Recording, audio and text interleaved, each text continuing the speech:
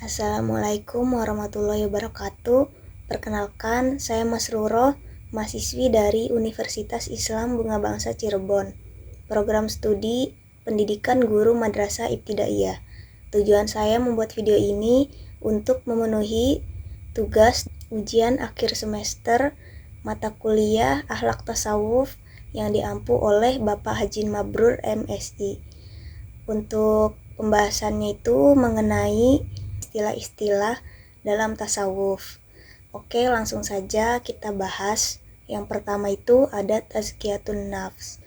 Nah, tazkiyatun nafs ini berarti penyucian jiwa dari sifat buruk dan menghiasinya dengan akhlak terpuji. Al-Ghazali menyebutkan bahwa jiwa manusia pada dasarnya bersih, namun tertutup oleh dorongan nafsu dan akhlak yang rusak. Karena itu, pembersih diri membutuhkan proses bertahap. Selanjutnya, istilah yang kedua itu mahabbah. Mahabbah ini berarti cinta mendalam kepada Allah. Kalau menurut para sufi menganggap bahwa mahabbah sebagai puncak perjalanan spiritual yang muncul dari ketaatan dan pengenalan seseorang terhadap Allah. Cinta kepada Allah ini menggerakkan hati untuk melaksanakan syariat dengan penuh kesadaran dan kerelaan. Contohnya, ada seseorang yang tetap bangun sebelum subuh untuk sholat tahajud. Meskipun ia lelah bekerja sepanjang hari, tetap melakukannya bukan karena ingin dipuji, tetapi karena merasa tenang dan dekat saat bermunajat kepada Allah.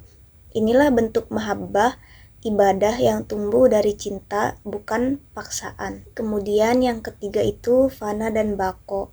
Fana ini artinya hilangnya sifat-sifat manusia yang negatif akibat pencerahan spiritual atau lenyapnya keakuan, hawa nafsu, dan orientasi duniawi. Kalau bako, bertahannya sifat-sifat terpuji dan sifat keutuhan dalam diri seorang hamba setelah fana. Nah, fana dan bako ini merupakan dua keadaan yang saling berkaitan dalam perjalanan sufi menuju kedekatan dengan Allah. Istilah yang keempat ini ada ittihad, hulul, dan wahdatul wujud. Tiga konsep ini menjelaskan hubungan makhluk dengan Tuhan dalam tradisi tasawuf. Kalau ittihad ini merupakan penyatuan hamba dengan Tuhan secara total. Jadi diperdebatkan dan ditolak ulama karena bertentangan dengan tauhid. Yang kedua ada hulul, yaitu keyakinan bahwa Allah itu bersemayam dalam diri makhluk tertentu. Ditolak juga karena mendekati konsep inkarnasi. Kemudian yang terakhir ada wahdatul wujud. Hanya karena kepada Allah yang memiliki wujud sejati. Makhluk adalah manifestasi dari keberadaannya, dipahami secara filosofis oleh sebagian ulama, terutama Ibnu Arabi. Istilah yang selanjutnya, yang kelima ini insan kamil. Insan kamil ini merupakan manusia sempurna secara spiritual dan moral. Individu yang mencapai derajat ini memiliki keseimbangan iman, ilmu, akhlak, dan juga amal. Nabi Muhammad SAW adalah contoh tertinggi insan kamil. Menjadi insan kamil ini memerlukan pembersihan diri, mujahadah, dan pengembangan spiritual secara terus-menerus. Lalu yang keenam itu ada waliullah. Waliullah ini seperti kekasih Allah, yaitu hamba yang sangat dekat dengan Allah karena iman, ketakwaan, dan keteguhan akhlaknya. Ciri waliullah itu yang pertama memiliki niat tulus, kemudian yang kedua sabar, yang ketiga tawakal, yang keempat ini istighfar, dan menjaga hati, kebersihan hati. Mereka mendapat perlindungan dan pertolongan Allah sebagaimana dijelaskan dalam beberapa ayat Al-Quran. Lalu istilah tasawuf yang ketujuh ini ada khariqul adah.